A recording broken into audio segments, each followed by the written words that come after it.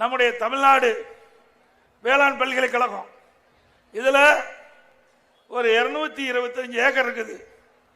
அந்த அருப்புக்கோட்டையில் இந்த ஆராய்ச்சி நிலையம் இருக்குது.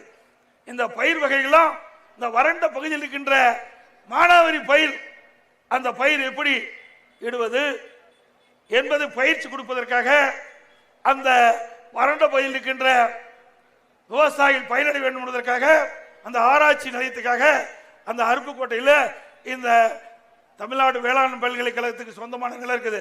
அதை இப்ப சிப்காட்டுக்கு ஒதுக்க பாக்குறாங்க. சிப்காட்டுக்கு தனியா நிலம் இருக்குங்களே.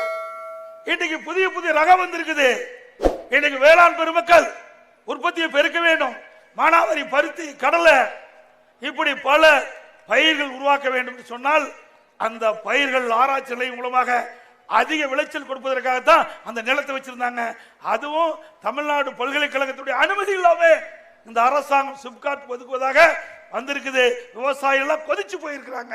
இந்த ஆராய்ச்சியாளர்கள் என்ன இடத்துல தகவலை கொடுத்தார்கள், நீ எப்படியாவது பேசி தருகின்ற. நான் ஒரு விவசாயியா இருக்கின்றேன், விவசாயியுடைய கஷ்டத்தை நான் உணர்ந்திருக்கின்றேன். இன்னைக்கு விவசாயிகள் இரட்டிப்பு வருமானம் கிடைக்க வேண்டும் என்று சொன்னால் ஆராய்ச்சி நிலையம் மிக மிக முக்கியம். இந்த அரசாங்கத்தில் எதுவுமே தெரியாத ஒரு முதலமைச்சர்